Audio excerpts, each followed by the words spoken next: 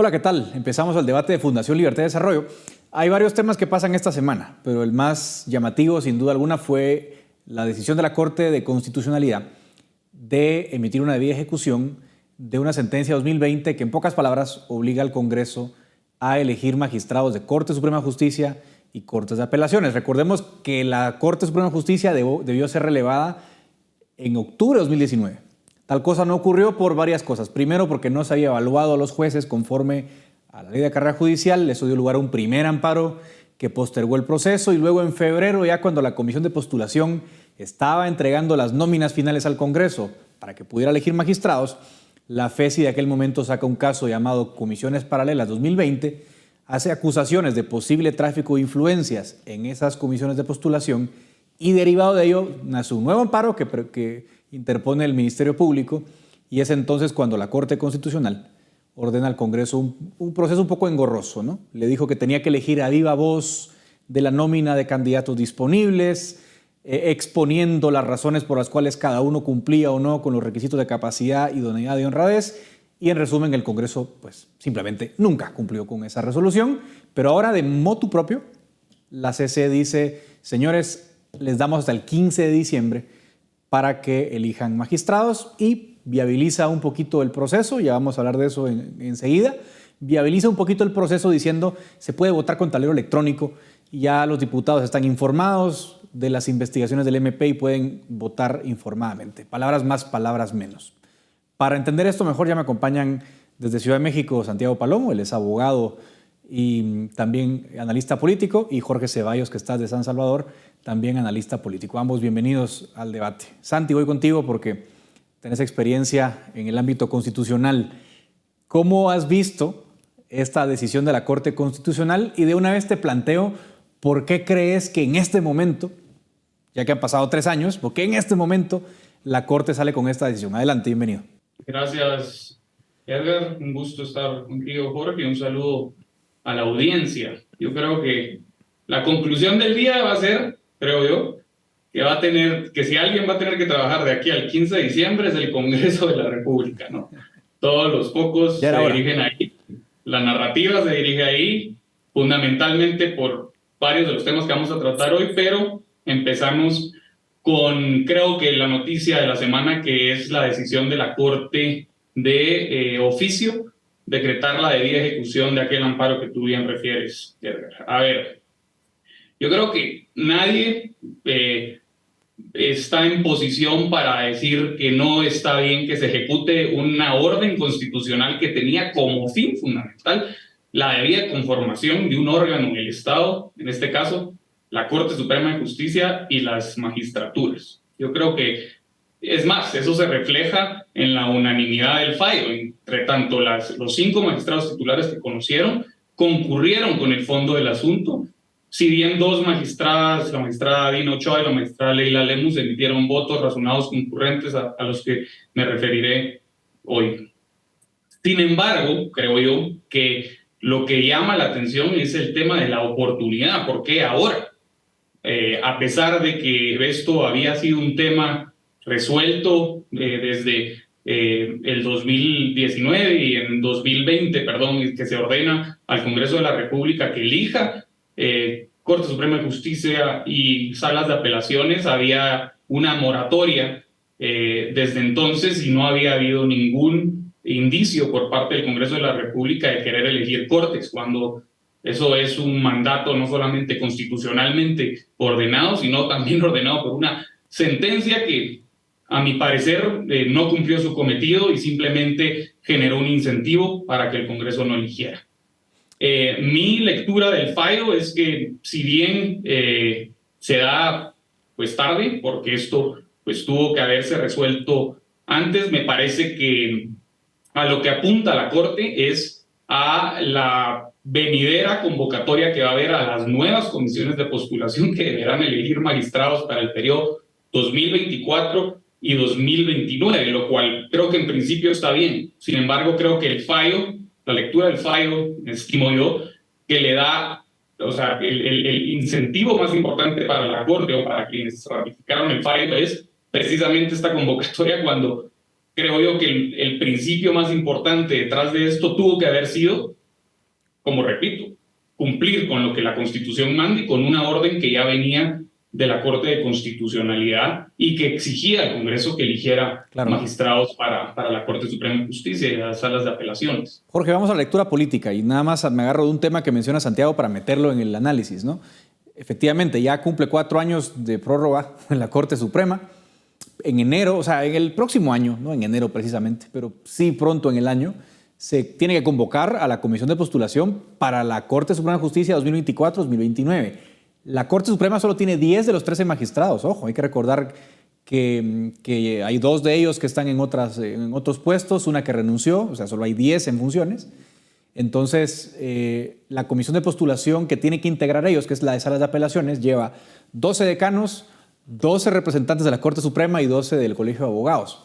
Obviamente, con solo 10 magistrados no se podía integrar esa comisión postuladora. O sea que eso sin duda es un ingrediente. Pero de todas formas, ¿cómo cambia el tablero político con esta decisión, Jorge? Porque si va a haber Corte Suprema electa de aquí al 15 de diciembre, pues va a cambiar un poco la dinámica a la que ya estábamos acostumbrados. ¿Cómo lo ves? Bienvenido. Gracias, Edgar. Qué gusto compartir con Santiago. Yo todavía estoy en ese un poco impasse de ver si no es una manzana envenenada para ambos grupos o para todos, hacer esa frase de a río revuelto, ganancia de pescadores. ¿Por qué? Porque otra vez caemos en que las decisiones, resoluciones, sentencias que vienen de la Corte de Constitucionalidad, pues sí, son un marco legal, pero tienen un tino político que pues, no podemos desconocer. El tema es, como bien plantea Santiago, ¿por qué llegó en este momento? ¿Por qué no pudo ser antes de las elecciones generales? ¿Por qué no pudo ser el año pasado? Porque al final el cambio es, ya no tiene que decir usted, diputado, a viva voz cuál es su voto, sino lo puede hacer electrónico. Ese es el mayor cambio. Eso lo pudo haber hecho antes. ¿Por qué en este momento? Creo que ahí es donde genera para la población en general es las preguntas incómodas de quieren mostrar lealtades por parte del Congreso, quieren mostrar lealtades de algunos jueces, quieren moverle el balance de la Corte Suprema, aunque no esté conformada por los 12, sino por estos 10. Creo que no lo vamos a poder resolver de aquí, inclusive hasta el 15 de diciembre. Pero el tema principal es eso. Nos estamos acercando a un nuevo proceso de elección de cortes donde al final las condiciones van a ser las mismas que en el 2019. ¿A qué me refiero? Porque no hay modificación en la ley de comisiones de postulación. Vemos que hay intereses bastante oscuros en seguir manteniendo cuotas de poder en el sistema de justicia. Entonces, pues realmente lo que quieren es no quedar tan embarrados, perdón la palabra, para el nuevo proceso de elección y que simplemente, pues, ya resolvimos el problema, entonces ahora sí vamos a elegir cortes que van a estar un poquito más íntegras, un poquito más transparentes. Sin embargo, el fondo del problema no se va a resolver ni con la elección en este momento, ni con el nuevo proceso de postulación.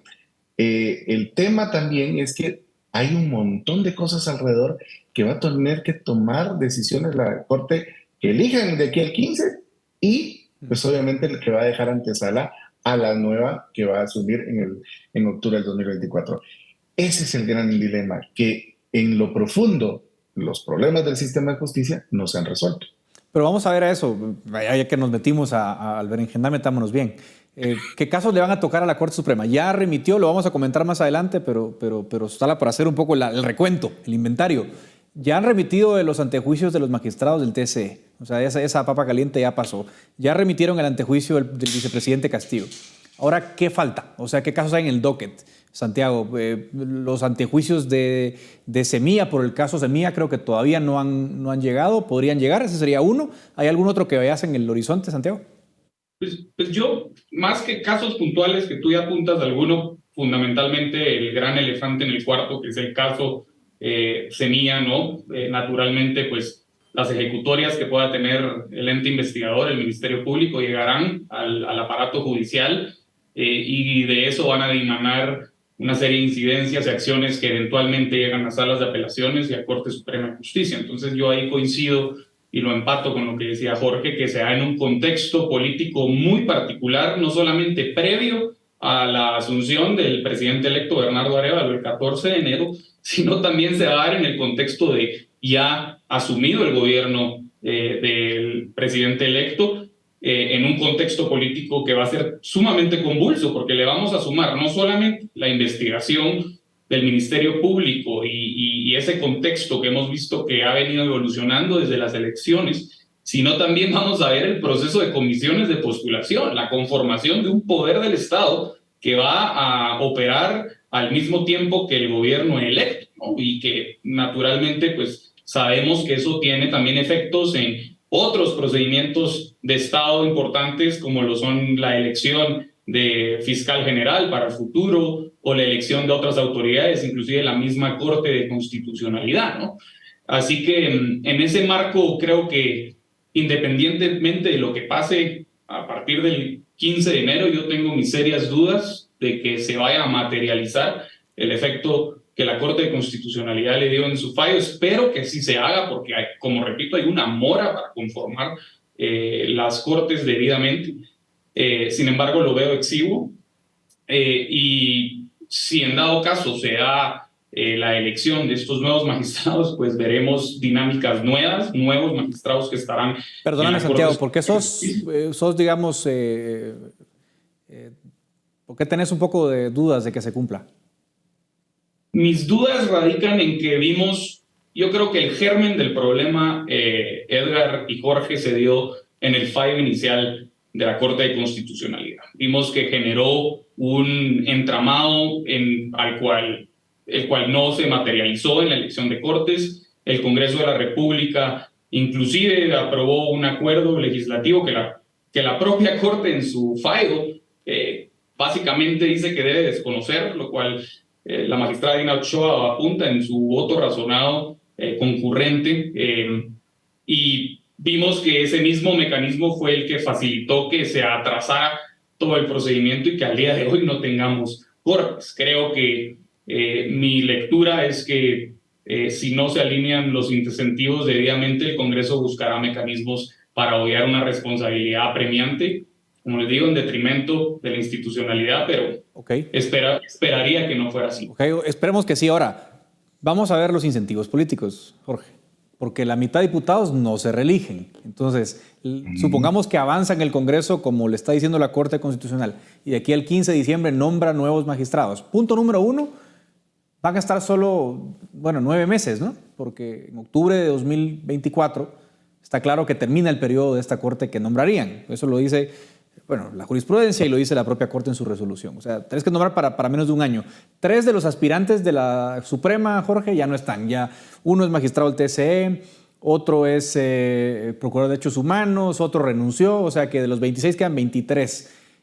¿Habrá más renuncias, por ejemplo, el momento de la elección? No lo sabemos, pero eso es parte del análisis que hay que tener en cuenta de lo que planteaba Santiago. ¿Y qué tal si renuncian muchos porque no quieren estar 10 meses, por ejemplo?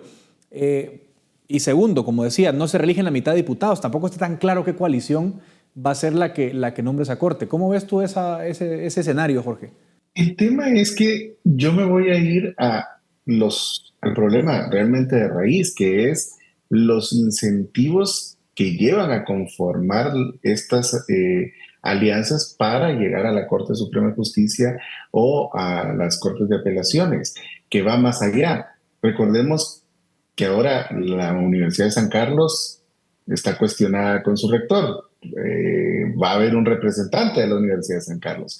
Hay universidades que se han creado a raíz de estos últimos 5 o 6 años, pues con bastante cuestionamientos y cercanos a ciertos grupos de poder. Entonces van a tener un voto ahí. El Colegio de Abogados, pues también tenemos nuestras inquietudes.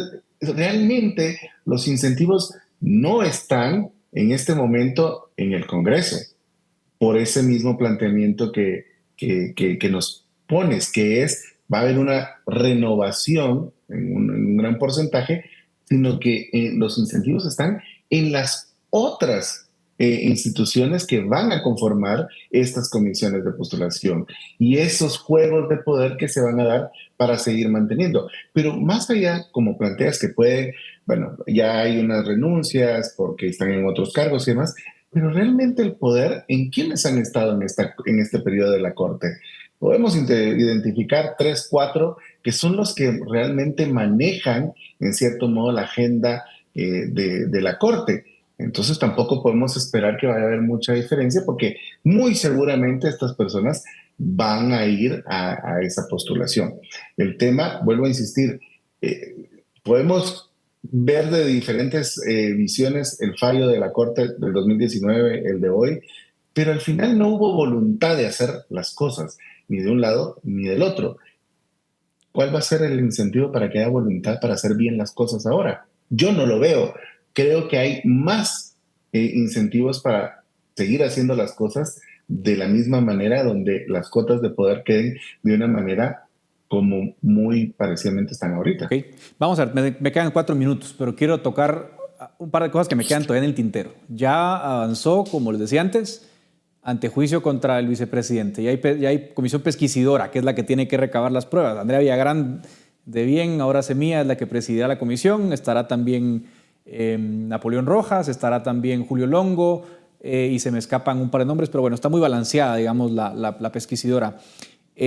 Santiago, ¿cuánto puede tomar eso? Porque ya vienen en pocos días el sorteo de pesquisidora seguramente de TCE. ¿Dará tiempo de aquí al 14 de enero de que la pesquisidora se conforme, escuche las evidencias, rinda su informe y que el Pleno vote? ¿O cómo ve los tiempos?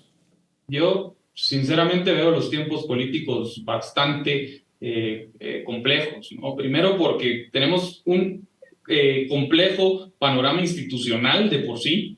Le agregamos 2 elementos que tú ya mencionaste, los antejuicios de los magistrados del Tribunal Supremo Electoral, más el antejuicio del vicepresidente y la elección de Cortes. O sea, estamos hablando de 3 procesos políticamente cargados. Los antejuicios, como ustedes bien saben, o sea, los antejuiciados tienen la oportunidad de poder ejercer sus mecanismos de defensa dentro del seno parlamentario, a pesar de ser un proceso político, y por ende es que por más de que quieran acelerar o no un proceso, pues hay ciertas garantías que no se pueden transgredir, y considero que eso va a hacer que este proceso se extienda más allá del 14 de enero, amén a las incidencias políticas que vamos a ver surgir en las siguientes semanas. Se viene diciembre, sabemos que a partir del 15, el 30 termina la sesión ordinaria, el 15 la Corte de Constitucionalidad les puso como límite a los diputados para poder elegir cortes, así que sinceramente veo bastante complicado la agenda política, particularmente en el Congreso y particularmente empalmándolo con el comentario de Jorge sobre si efectivamente existirán los incentivos, cuáles son y a dónde estarán, a dónde se dirigirán. Bueno, y le sumo a esto, Jorge, que paralelo a estos antejuicios, el MP le pide al TCE que le mande informe el padrón del 2007, de las imprentas que imprimieron las papeletas y no sé qué cosas. O sea, paralelamente hay otro esfuerzo, pareciera ser casi desde la FESI exclusivamente, contra las elecciones. Esa variable políticamente, ¿cómo la ves, Jorge? Es que ese es el tema también que nos desequilibra todo el panorama político, porque al final todavía sigue esa inestabilidad de qué busca el Ministerio Público con esta investigación. O sea, más allá de los magistrados, más allá de Semilla, ¿qué es lo que se busca dentro del proceso electoral? ¿A dónde quieren llegar? Y coincido que los tiempos están justos, y especialmente con esta cultura que tenemos en el Congreso, que ya a partir del 1 de diciembre empieza ellos la Guadalupe Reyes. Entonces, pero si hay incentivos para generar, puede ser castigos a aquellos que se le dieron la vuelta a algún momento a un grupo de poder, o generar mayor incertidumbre y debilitar aún más la llegada del gobierno de Arévalo, pues puede ser que sí trabajen hasta medianoche, como usualmente han trabajado algunas veces para hacer ciertas leyes un poco opacas. El tema aquí es cómo vamos a fiscalizar como ciudadanos, cómo vamos a estar atentos y sobre todo ver que no es, el tema del Ministerio Público no es aislado al Congreso, no es aislado al Tribunal, todo tiene un hilo conductor que es esos intereses muy particulares y que no necesariamente son de interés de la nación. Bueno, pues ya aquí solo dimos una pincelada muy por encima de todo lo que hay. Faltan otros factores que hay que tomar en cuenta. Falta la aprobación del presupuesto, pero por supuesto vamos a estar muy pendientes de las acciones que pudieran ser factor de ruido en estos días. Gracias, Santiago y Jorge, por acompañarme. Hasta aquí llega el debate de Fundación Libertad y Desarrollo.